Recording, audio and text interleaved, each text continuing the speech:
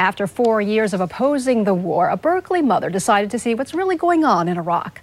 The 64-year-old woman never saw combat, but as NBC 11's Jean Ellie reports, there was plenty of violence in the safe zone. And the next thing you know, there's all these people that are coming in, and the halls are filled with gurneys with bleeding people, and the ER is filled up with these bleeding people, and suddenly it just really occurred to me, oh my God, we are in a war. Jane Stillwater left her home in Berkeley and went to Iraq to see the war for herself. The 64-year-old blogger just returned from 2 weeks in the Green Zone, living with the press corps. I felt safe until the parliament blew up. Stillwater says the bomb exploded moments after she tried to find 2 women she was interviewing. I'm really glad they weren't there, because I would have sat down with them and I would have talked to them. We all 3 would have been blown up. Fed up with the war, she asked presidential hopeful John McCain pointed questions. She talked with soldiers who are proud to stand by their comrades but want to come home. They have extended us for 15 more months, and we are not happy with that. And she had a chance to ask Iraqis themselves what they think of the war. And they did say that in many cases that the Americans were helping to keep the peace. But many wonder if the violence will ever end. Safe at home, Stillwater hopes new friends in Iraq will survive. Jean Ellie, NBC 11 News.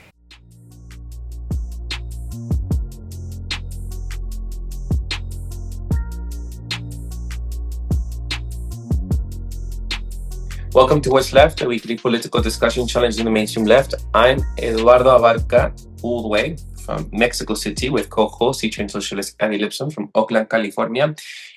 We are online at Whatsleftpodcast.com. You can find that link to our site in the episode notes. You can also find my personal social media handle as at Don Eduardo Abarca. Please subscribe, rate if you turn on your notifications, and share your favorite episode wherever you found this episode. We have merch as well. If you fancy a shirt, contact us through our site at Whatsleftpodcast.com. All right, thank you. Right, Andy, we have a guest, and I'd love for you to introduce Jane to us. My great-grandmother was a Cherokee Indian in territory, Stillwater, Oklahoma, Tahlequah. But it's also a good old-fashioned Berkeley hippie name. There you go. So that'll be part of the thing as well. So maybe you can tell us about that. So this is Jane Stillwater, who honestly I've really mostly met you first online, and it feels like it's been in the last 4 or 5 years around all the stuff around COVID. And you were one of the few dyed-in-the-wool, not just lefties, but revolutionary lefties. I didn't know whether you were Marxist or a socialist, but I could tell by the things that you had printed up or that you had written that you weren't just looking for a little bit of change in the world. You were like, to me, you seemed like just a revolutionary. But you were rare in that you completely didn't buy into the COVID narrative. And that's really how I first got introduced to you. And I think it was Jeff Strahl, who is a regular listener to this show, who helped me get to know more about you. And since that time, I've met a few times. I think you've listened to What's Left. And I've just been impressed by you being consistently sticking to your beliefs and principles and fighting for your ideals. And kind of it's a bit of, as I get older, it's a role model for me. A lot of older people just kind of go away from those sorts of things. And I feel like you've stuck to your guns and never given up. So that was one thing that just made an impression on me in the time I've known you. And recently, Brandy had let me know that you had been trying to get into Palestine, like to see what's going on there. And I know you were unsuccessful in getting into Palestine, but in light of all that's going on there, I thought maybe I'd like to just hear what you're thinking about that situation there, and just your journey as well. So that's what I hope to talk mostly about today, and also just to get a chance to know you. And hear more about you. So I'm really glad you've agreed to kind of be interviewed and join us in a discussion here. Oh, thank you. Actually, I tried really, really hard to get into Gaza, and it was just it's not going to happen. But I did get into Palestine, and I went all over Palestine, and the Palestinians were wonderful. The Zionists were creepy. Um, I'll talk about that a little bit later. But as for COVID, um, I just went to the theater and saw the Bob Dylan biopic, uh, A Complete Unknown, and I just, oh my God, got me thinking about the 60s and how we thought we would change the world, and we did all this stuff, and we listened to Bob Dylan, and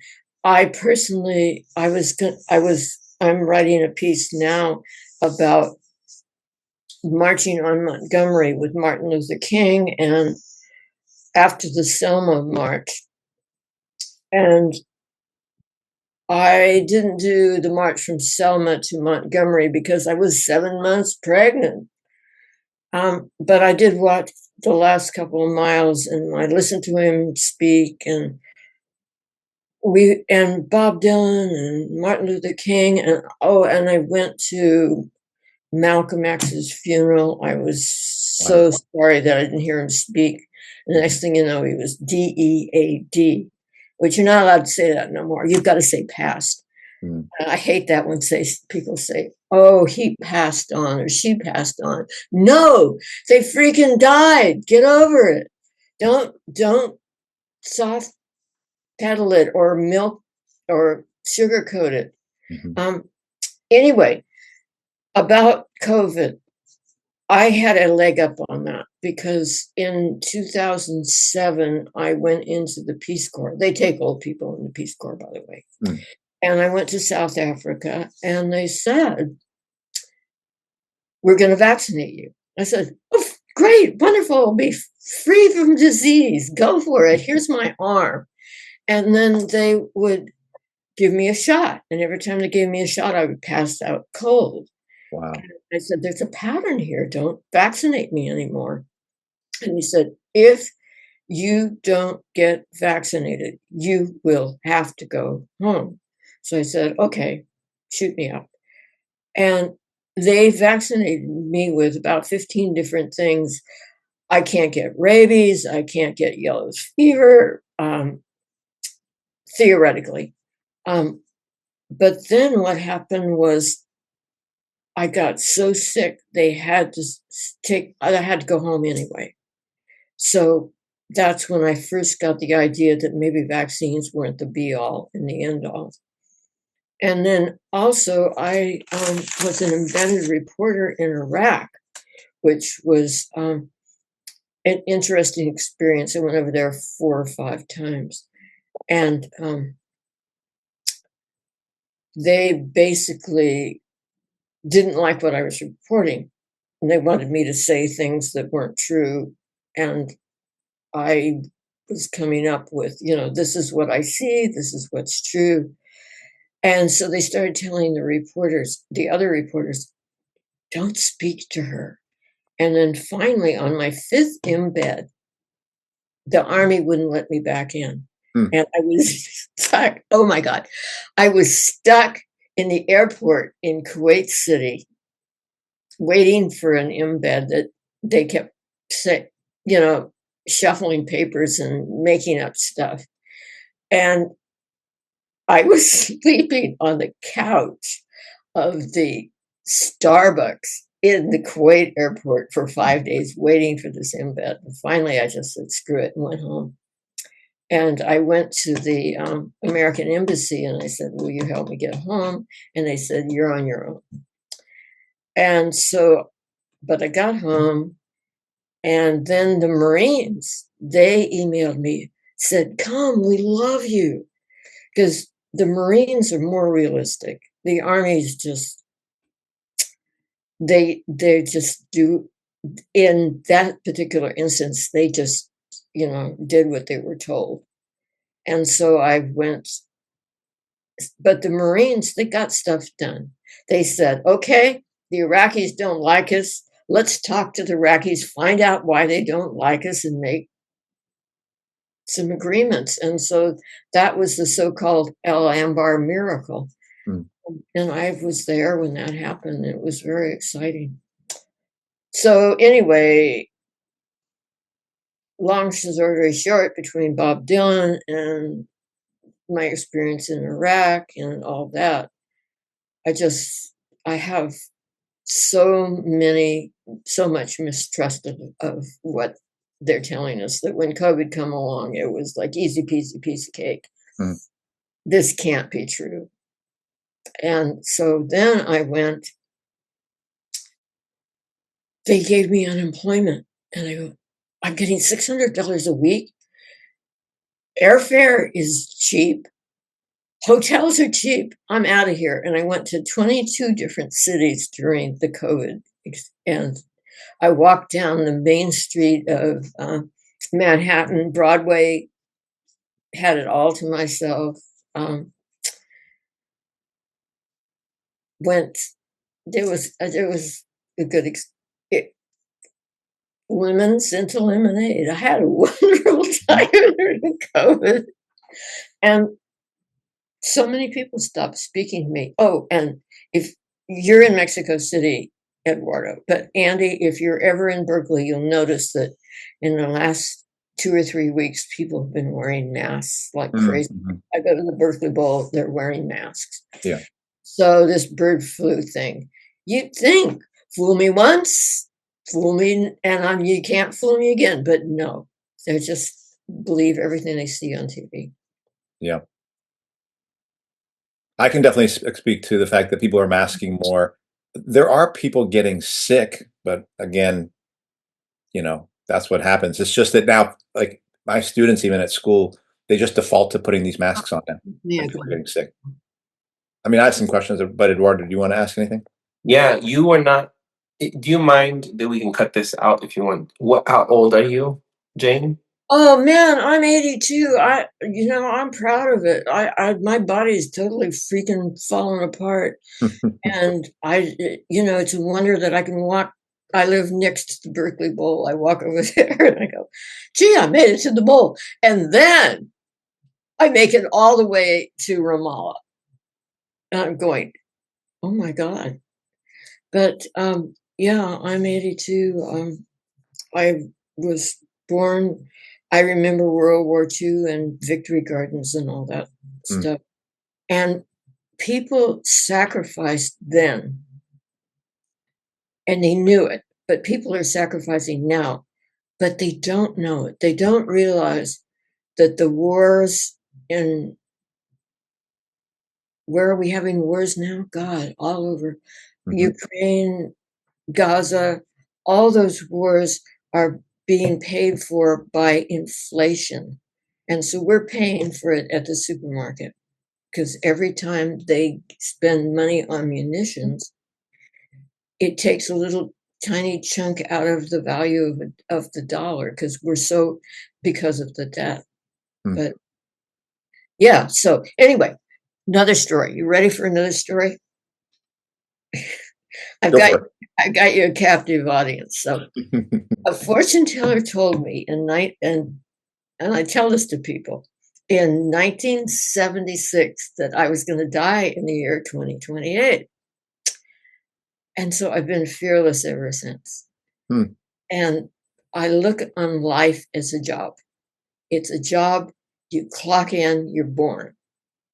You have one job only to perform. And that is to do as many good deeds as possible. That's it. And then when you die, you clock out, you go to heaven, you sit in your Barca lounger and watch Netflix. If they want me to stay longer, they got to pay me overtime. Knowing that I have a hard stop at 2028 has made me fearless. And I've been able to do a lot of things. Like I'm on this airplane and it is shaking and everything. And everybody's going, oh no, we're all going to die. And I go, no, you're perfectly safe. I'm on the plane with you. Plane won't. This is not DC. We are not going to run into a military helicopter. What was that about? Where this yeah. I just so the student showed it to me this morning, so I didn't really know about it until this morning. So what was the military helicopter doing commercial airspace. It's I just, don't get it. Yeah, there's a story there.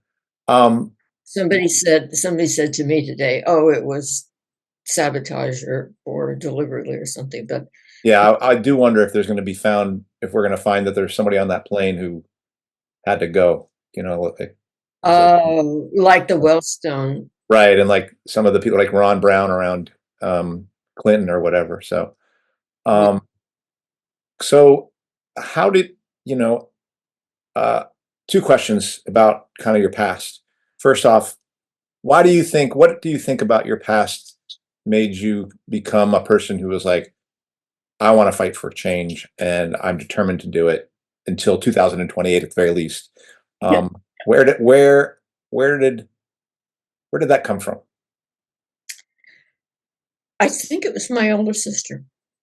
My older sister was ugly as hell, and she looked like Geronimo, frankly. And then here I was born, this beautiful blonde cutie, and she was 3 years older than me. And she tried to kill me when I was 3 weeks old, and it went downhill from there. So I owe it all to her. I just felt this deep injustice that my sister, who was supposed to be so loving and kind, shout out to Ann Purpose Burns. Mm. And she wasn't. And she tried to beat me up. And she just made my life miserable. She totally convinced me that I was ugly and dumb. And it was so much injustice that I really owe her. Mm-hmm. And a lot of people who went through like the 60s and the 70s got radicalized around that, but then definitely went back into like, just kind of, I don't know, people would say sold out or gave up on those ideas and said, that's the past. That hasn't happened to you. Do you know why? These are questions we all ask.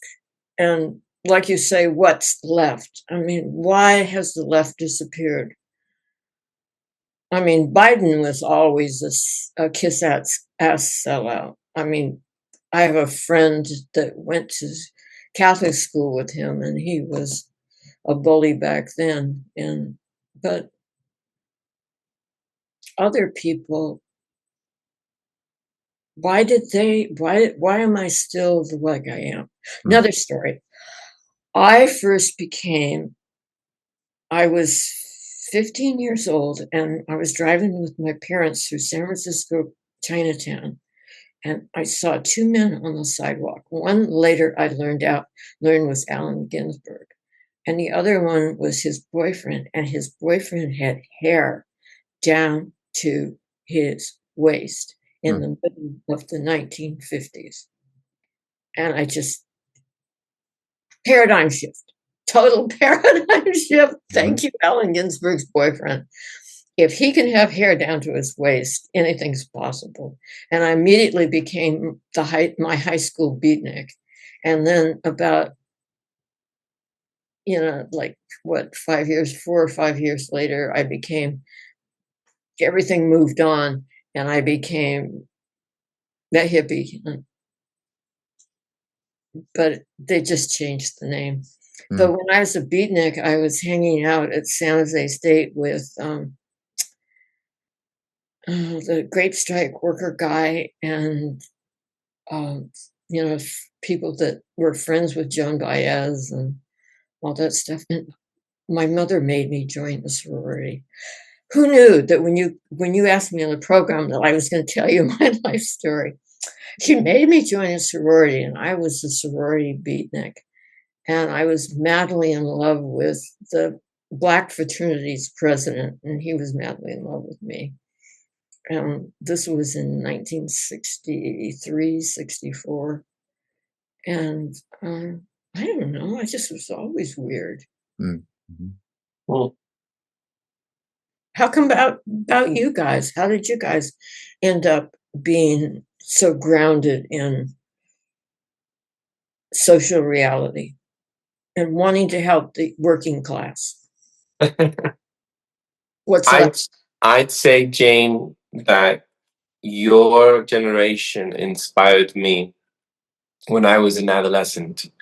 I read a lot about the beatniks, and I read a lot about the hippie era, and I have admired the phrase "give it to the brother" or the man. And it was Big Brother surveillance, the man. It was all these sort of phrases towards government that now I think the right has adopted and the left has not.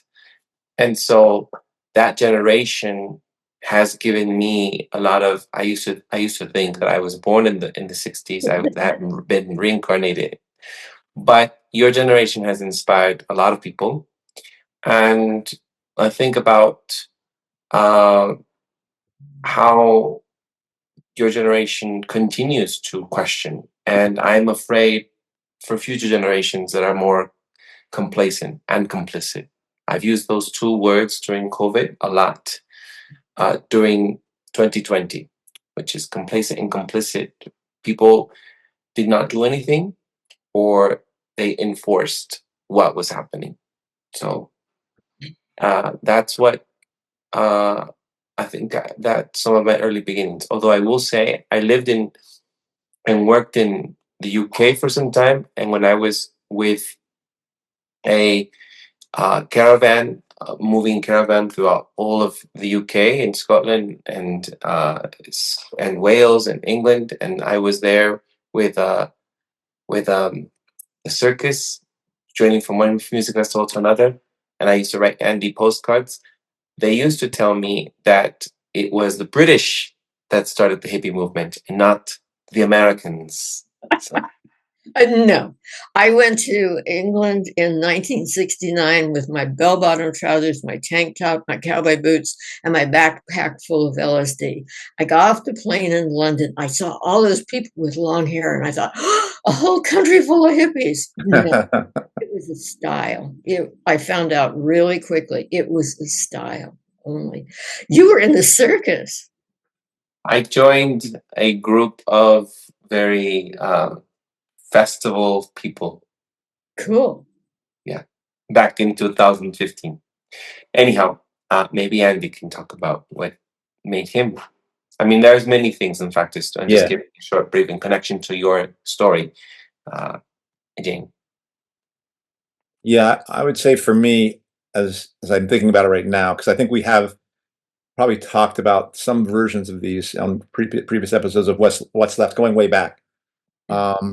As I think about it right now, between the question of what's worse, injustice or lying, I actually think I've been more angry about lying, about being lied to.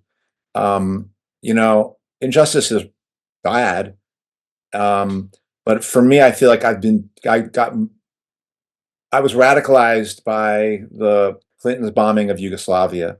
But what radicalized me was the degree. That's not by any stretch the worst thing the United States has done. But what was revealed to me was how much of what I had been taught or told, how much all of that was a lie, and that I was being regularly lied in my face by the media, and I was cynical even then, and I didn't realize that I was just starting to understand how deeply cynical I would need to be about these people, and that's the part I think I get angry about. Is it just seems wrong, like. And I do think being around working people who are not bullshitting, like teachers are bullshitting, but for me, just being around regular working people, whether it was people I was doing rugby with, or when I was wrestling team, or jujitsu, or some jobs I'd had, there, I just felt like I could breathe more easily because people were telling the truth and there was less bullshit. Does that mean we would have a better society? Yes. Does that mean we'd have a completely fair society? I don't think it would, but I think it would not be a gaslighting, complete lie, hall of mirrors society. And I don't like living in this kind of thing. And I certainly don't like living it knowing that the people who are creating this lie are doing it at all our expense. So that's the thing. It is just, I'm bitter about that. And I can't lose that bitterness. And the lies just I keep seeing that the lies go deeper. COVID was another expression or another revelation that I didn't know how deeply I was being lied to, even though I considered myself like a revolutionary socialist for about 10 years up until that time, and I think I still am learning about how much everything I've been taught and told is fraudulent, and that kind of drives me a little crazy. But I don't want to just stand by it, and I think we can change that, and I think a society that didn't lie, that wasn't built on lies, would just be a healthier society to live in, and I think we could live in that. Well, you know, Yugoslavia thing slid right by me. I believe that lie. That's one of the things that I'm embarrassed about, because I caught most of them, but And I want to say good for you for saying that, Jane, because again, this is something that I've really tried to liberate myself and not force, like, to say, just tell what is true about myself.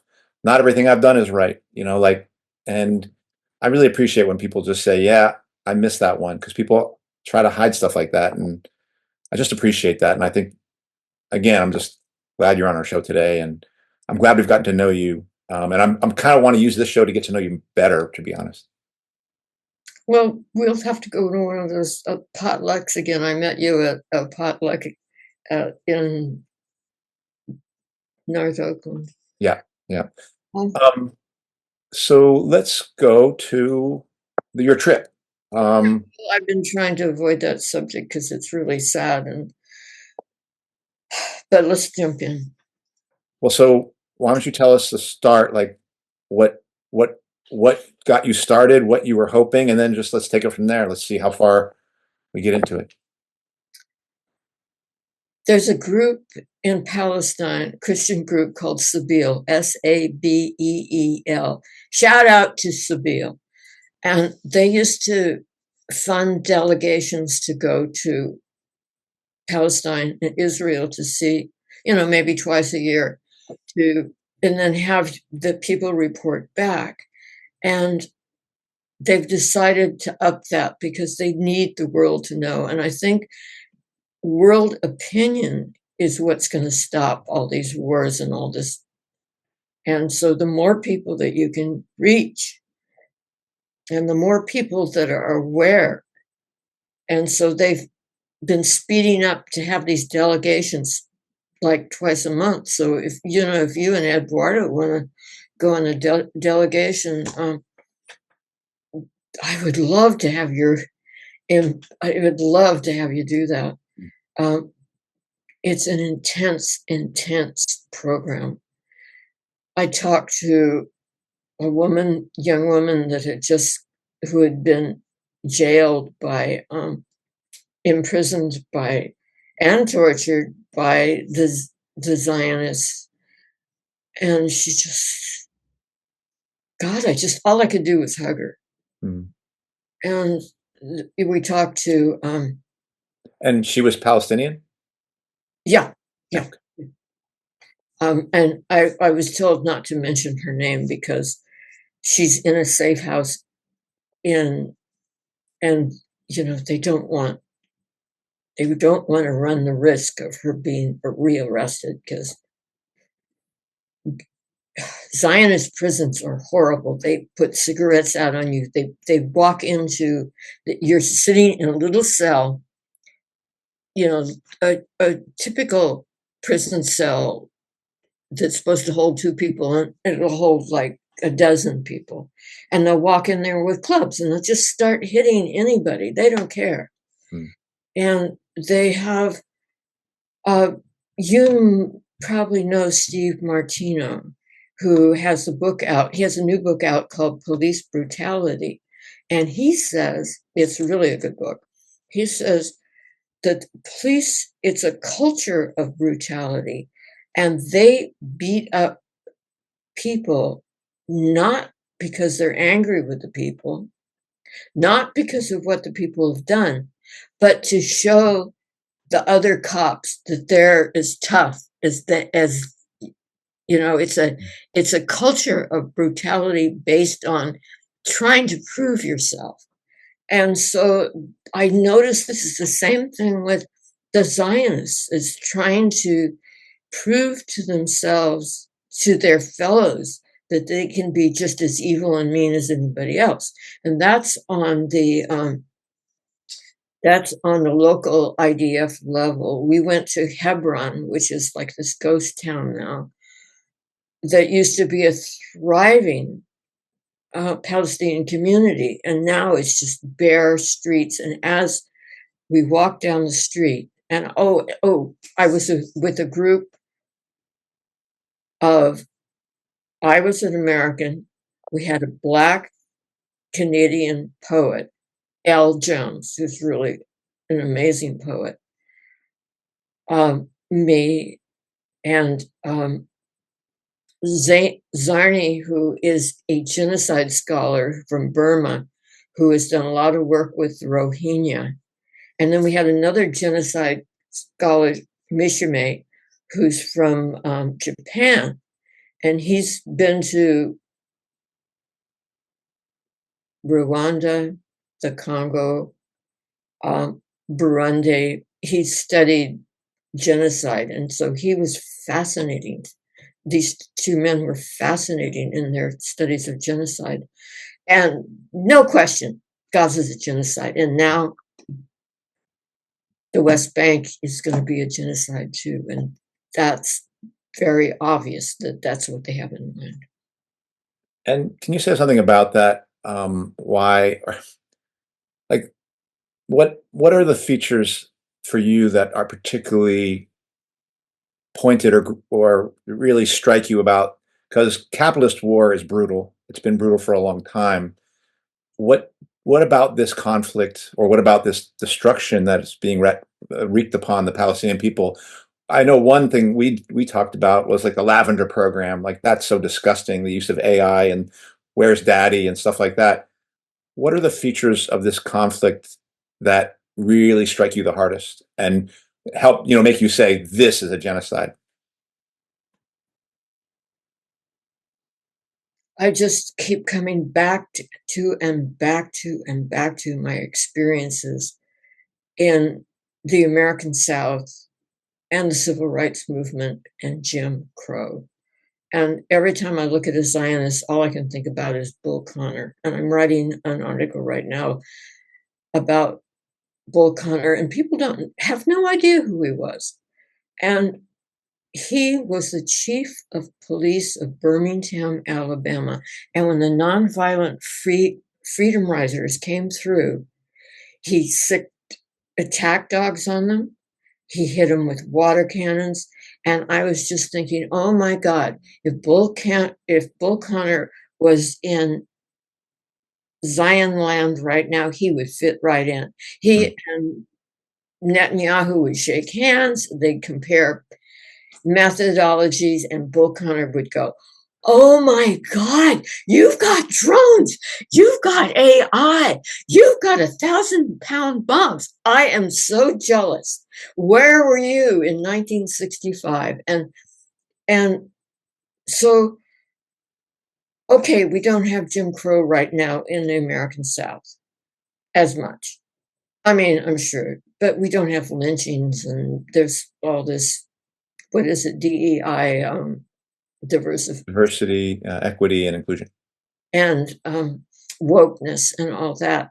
And that's just to disguise whatever.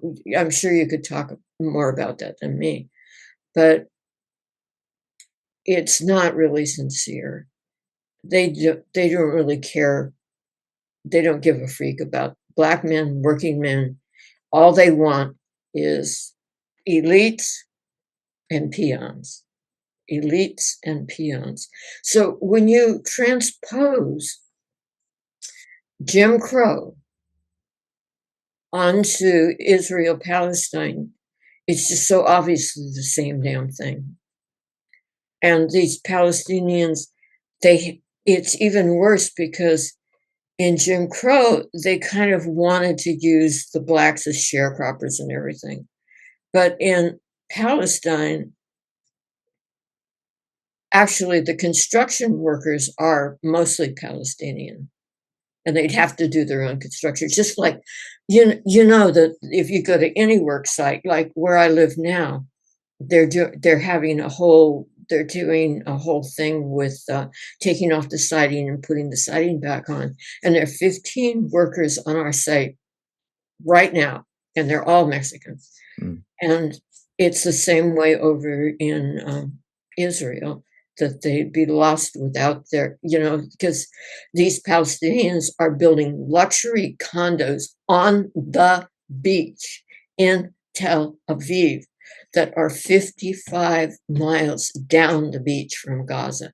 And they're pretending that Gaza's not even happening.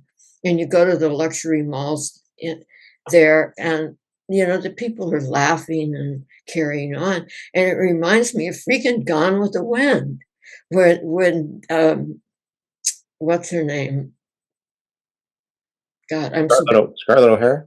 Scarlett O'Hara. I'm so bad with names. That's one thing about getting the vaccine back in 2007 is I can't remember names. Scarlett O'Hara's at the ball, and she's having a wonderful time, and she's just like, oh, this lady. In the meantime, the Black people are out in the fields getting their backs all scarred and looking at the North Scar and wondering when Harriet Tubman's going to come and ain't I a woman and all that. And there is those two levels, and it's so freaking unjust. And so I felt right at home there because I'd been doing this Jim Crow protest, 50 years ago? 60 years ago. So it was like, okay, let me get out there in the mall and start singing We Shall Overcome, and Where's Fannie Lou Hamer and Malcolm X. So anyway, but that's what the Palestinians have to contend with, and there's no redress. And the settlers, they're just mean. And they've just been issued 50,000 M16 rifles. 50,000 to these rabid Jim Crow settlers. And so if a Palestinian says anything, he's dead or he's in jail. 85% of Palestinian men have passed through jails, and then they live in these little ghettos. And Jane, where are you originally from? I grew up in a suburb that was mostly Republican, and it was there was one girl in my class whose parents were Democrats, and everybody thought they were communists. And now this place where I grew up is on the San Francisco Peninsula, Millbright. And now it's just totally integrated. And there's a whole bunch of Chinese that have settled there. And so I would live in Millbrae. It's cool now, but back in the day, God, being a beatnik in Millbrae was hard work. The reason why I asked you is because I saw a picture of you sent over the email, and you talk about youth. You have something on, and you say it says "Youth Against a Bigoted World." Think polka dot. And you talk about your work in the trip you took to Palestine and trying to enter. You criticized the skies of diversity, equity, and inclusion, but yet you also fought hard in trying to be part of the Black liberation movement, it seems like, during the 1960s. And, anyone would say someone of your background dismissing DEI is not politically correct, and yet you have done the work. You've been involved. And I see you trying even now, even entering Palestine, which is a war zone. It is. How would you then feel about people criticizing?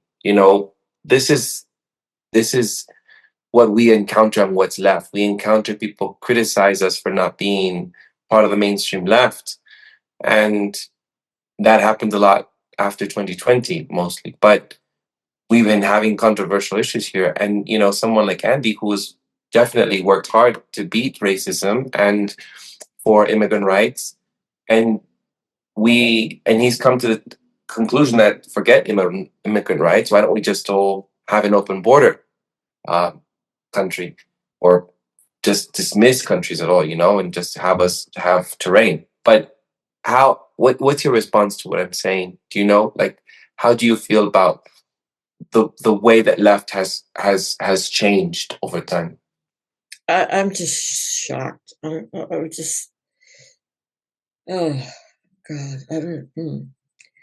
But the diversity. I mean, I'm in favor of that. I'm in favor of affirmative action and all that, but not when it's used as a tool to put people in ulterior motives. What are the motives? And I question the motives. Like, if Kamala Harris had been a serious candidate who was, somebody that was just outstanding, I would love to have seen her in the White House, but geez Louise, she just did not represent at all. Okay, so let's not talk about Kamala. Let's not talk about Trump. Let's not talk about Biden. Let's talk about how can we get people to stop enjoying being lied to. Like, I have friends who I send them things about the COVID myth and the vaccine and how it's killing people. Mm-hmm. And they go, don't send me that bullshit. I don't want that. No. I mean, they will not listen to alternative arguments. You put somebody that's world expert to testify, like Michael Yeadon, and they go, no. And then Joan Baez comes up and she paints this picture of Tony Fauci with a halo around his head. And then Biden pardons Fauci. If Fauci wasn't a criminal, why did he need to be pardoned? I think I'm curious about what are some of your experiences.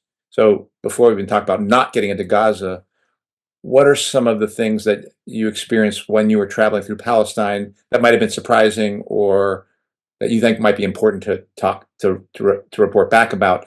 Because can you remind me of the name of the group that is Sabeel, Sabeel, and if you want to I can put you in touch with people if you want to put it together a delegation and go look for yourself, because seeing it for yourself what's going on is. But I suspect that one of the reasons they're putting those delegations together is for people to come and say, here's what's happening. Right, exactly. That's my job, is to right. Back. And what would you say are some of the things, because I know that you've been paying attention to Palestine and the occupation for quite some time. What are some of the things that stuck out to you in going there that was surprising, or that you think are important for people to know about? Not much surprised me. We couldn't get into Nablus and Jenin because it's a closed military zone. But they have Area A, Area B, Area C. Area C is pretty much been Zionized. It's the plantation. Scarlett O'Hara is running the show. Area B is an area that is mostly Palestinian, and they're putting in settlers, pushing into and building these huge. One thing that amazes me and amazes anybody that goes there is the size, the gigantic size of these condos, these high-rise condos, all over the West Bank. And then, so what they're trying to do is they either want to kill the Palestinians or make life so miserable that they'll do anything to get off and get rid of them. And they're all driving them. It's like in that old movie that I used to watch with my kids, The Last Unicorn, where they drove the unicorns into the sea. Mm. And so they're driving the Palestinians into Area A. And then I think they'll just get them in there and bomb the crap out of them, Mm-hmm. or send them off to Jordan and Egypt. I talked to a cab driver in Jordan who's third generation Palestinian, Jordanian, and he says, I get 2 fares a month. What am I going to do when 1 million Palestinians come in and they have no jobs? There's already a 22% unemployment rate in Jordan, and Egypt is probably the same way. So, okay, so what's the answer? And my experience with the border crossing into Palestine, I can never go back there. I'm sure that they'll read everything I wrote. But I went there 7 years ago, and they grilled me for 6 hours. And I said, I'm hungry. They fed me lunch. It was really good. And then they shook my hand. They said, nice to meet you. And they handed back my passport, and I opened it. It says, entry denied. Mm. And I, oh, okay. So I had to go back to Jordan, wait 5 days to get my plane out of Amman. And so I spent those 5 days in Petra, which is just, oh, thank you, Israel. Thank you for sending me to Petra. And the people in Petra are they're financially totally strapped because they used to have 200 people a day, 300 people a day, tourists, because it's such a beautiful place. You've heard of it? Mm-mm.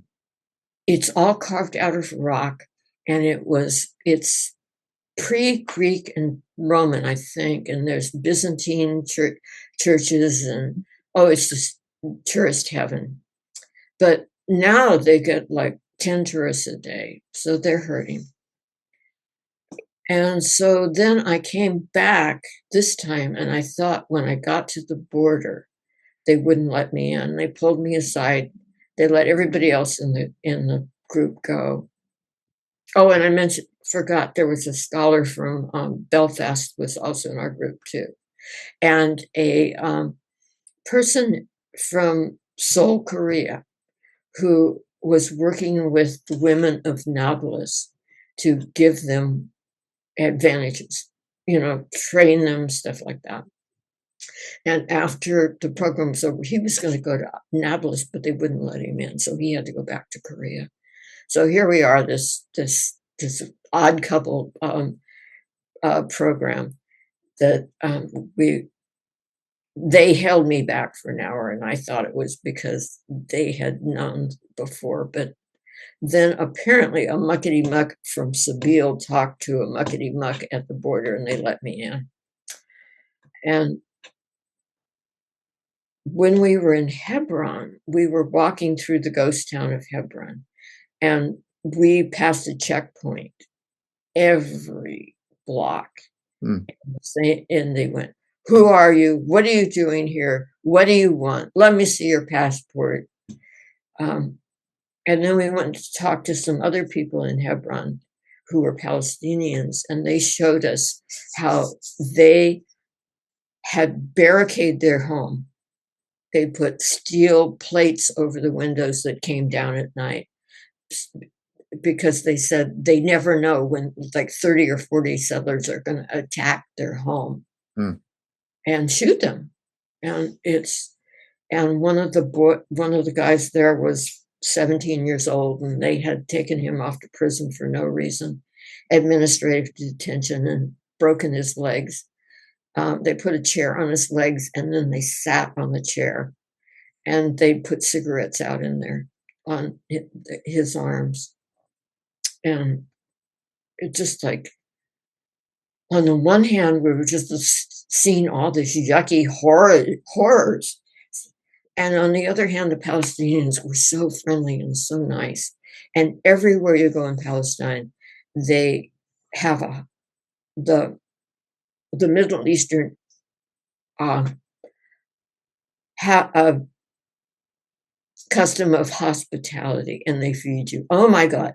We go in and they'd have like 6 or 8 plates, hummus, tabbouleh,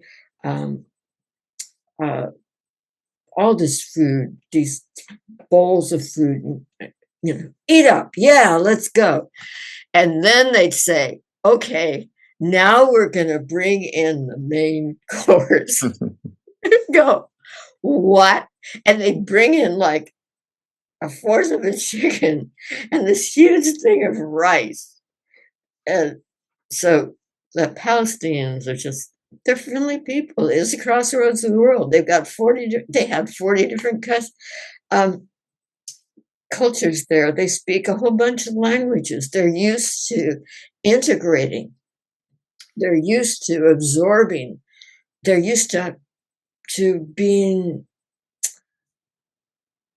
a crossroads. And then the Zionists arrived, and their whole Zionist whole thing was Jim Crow. Okay. Have I bored you enough with? No, Jane, I know people your age, and one would say conventionally that you should be at home, taking it easy, and retiring from things, from work, from life, and resting. And here you are telling me, and telling us, telling this public, our audience, your story. Why do you do it? Why are you going off and trying to enter Palestine when you should be at home in front of your porch somewhere and just looking out the window?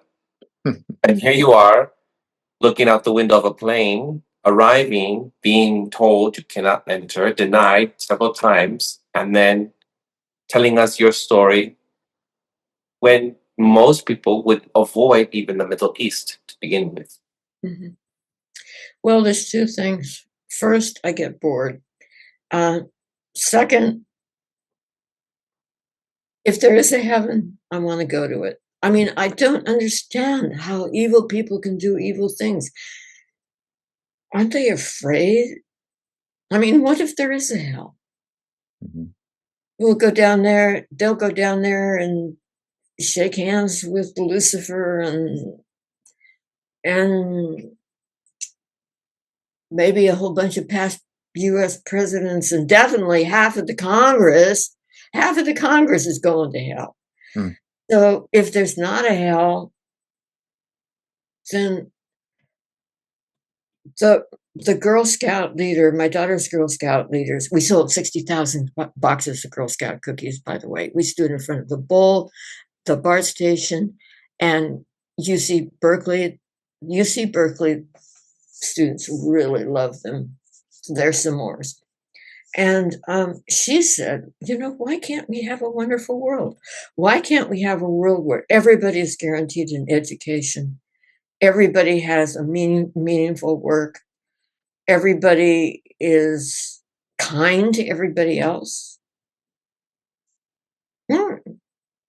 Everybody can be like our Girl Scout troop. Let's hear it for troop number 3983. And instead, we get this $44 trillion debt that is only paid for wars. And why? And these people are, if they aren't going to hell, they should be. I mean, if there isn't a hell, I don't know. Maybe there is, maybe there isn't. But if there is one, why would people be so mean? Why are people so mean, Eduardo? Why are people so mean, Andy? Well, I don't think people are that mean. I think the system, again, I do think the system makes it so that the people who are concentrated at the top have to be some of the vilest and evilest people. And in fact, I think there's a hazing process in the political system and in the corporate system and in the system of wealth. Some people call these things secret societies, a hazing system for saying, are you willing to, like what you had talked about with the police, but way worse? Are you willing to do some of the worst things to children, to like sacrifice, things that are like I think people would describe as demonic and satanic, but I see that as actually part of a hazing process to prepare the most powerful for what they must do, which is their system is built on exploitation of everyone. And so I think that is what we are dealing with. I guess my question for you is, why do you think what's going on in Israel in relationship to what they're doing in Gaza and what they plan on doing in the West Bank? And our last episode was about the ceasefire, which is not a ceasefire; it was a redeployment into the West Bank. Exactly. Why do you see that as happening? Because there's another war, like you mentioned, the war in Ukraine, and both these wars are you will see they're leveling whole towns. But one difference is the war in Ukraine with Russia, as brutal as it is, and it's very brutal. It's not like civilian deaths everywhere kind of thing. It's like not literally dedicated towards going after civilians, really from either side. I don't think the Ukrainians are capable of it, and Russia has chosen not to do it that way. So this war has a particular character to it. That is, I do not believe is unique. I do believe that capitalist war has plenty of examples of civilian populations being annihilated so that you can make the other side suffer and bring them down. But how do you understand what's going on, why it's happening, and what's driving it? Oh God, I watch the military summary every day, and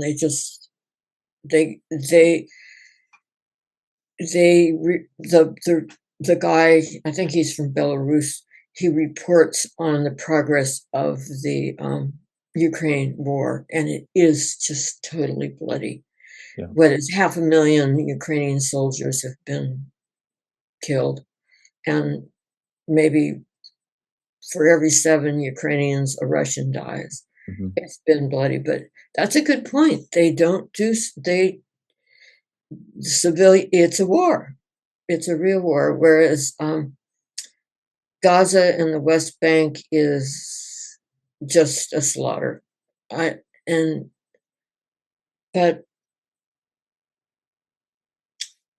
I mean, Netanyahu's just an evil guy, and he believes in, just genocide and annihilation. But whether it's genocide and annihilation or whether it's one of the bloodiest wars in history of the world in Ukraine,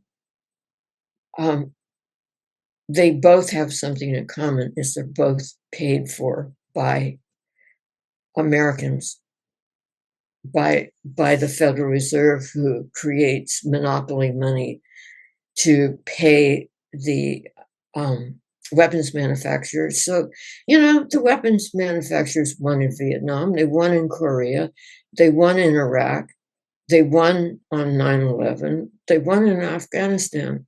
They're like the World Series of war winners. So America may lose a war. They may lose Gaza. Netanyahu was forced into a ceasefire in Gaza, but he didn't want one. But the whole thing boils down to, are weapons manufacturers making profit or not? And that's just wrong.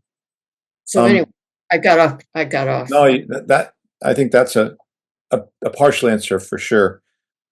Another question I have, and I don't know if you got a chance to get an impression on this, because one thing I'm really not clear about, and really is how to assess the nature of the resistance to what Israel is doing, and how that resistance is perceived by. Is it completely embraced by the Palestinian population?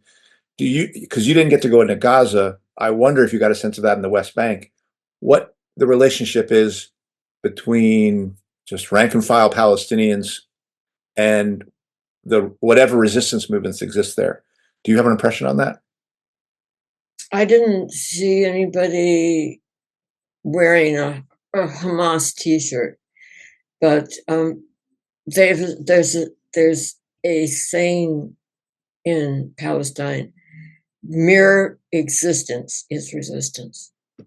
Existence is resistance, and they all, to a man, to a woman, to a child, they have stood strong for 100 years. They have defended their culture. They have defended their land for 100 years. We went to this little village called Wadi Fukim, and it's surrounded by high-rise settlements, and the settlements drop their sewage into the farmers' yards. Or orchards. They cut down the trees. They do everything they can to destroy Wadi Fukim. And you can go online and donate money to Friends of Wadi Fukin, Fukin, and they just hold on. They just hold on. I don't know how they do it. They sell olive oil. I have some of their olive oil. It's really good. They say that some of the settlers sneak down into Wadi Fukim to get their cars fixed on the cheap, because the Palestinians make do. They get their cars fixed. I mean, they fix their own cars. So they have Palestinians are in it for the long run.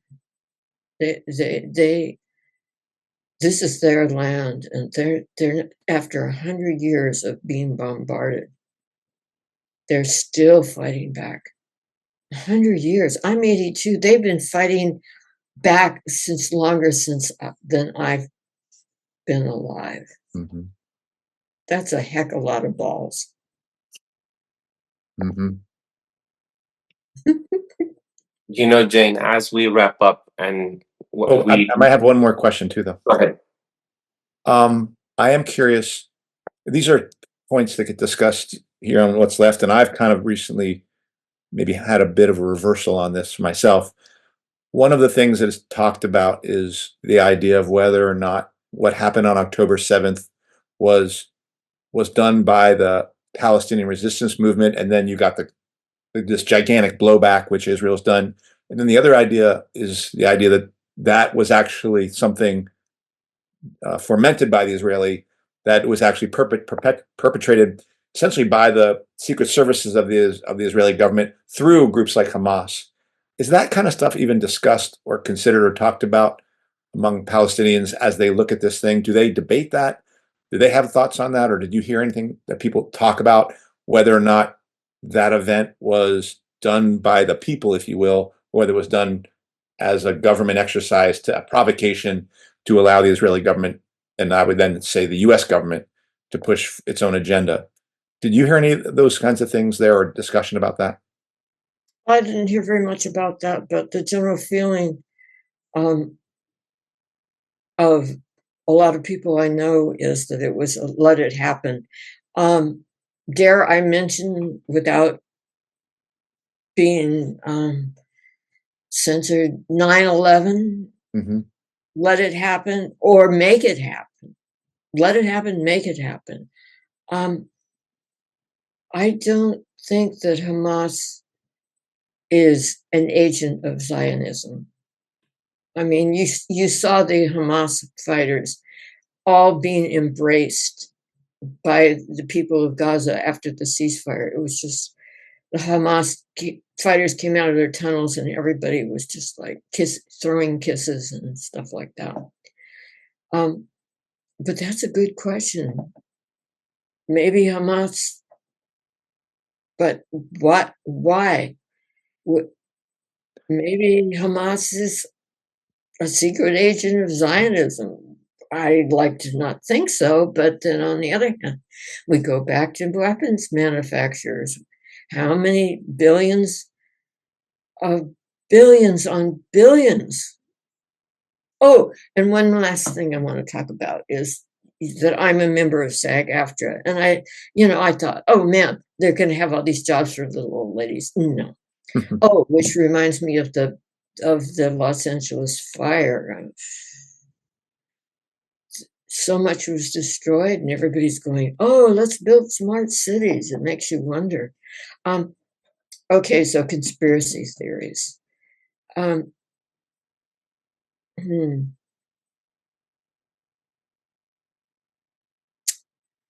I think I've talked enough. I think you warned my about my brain. But I just want to say, oh yeah, SAG-AFTRA. They send me screeners so I can vote on Best Actor for the Oscars, and so 2 of them are Holocaust movies. Hmm. I mean, my God, how many Holocaust movies can there be? 80 years later, and we're still victims. I mean, how many?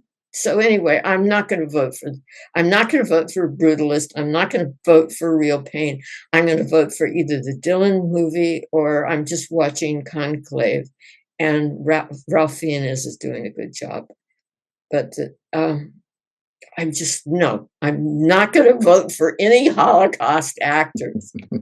I'm just unless they're going to do the Palestinian thing on Gaza.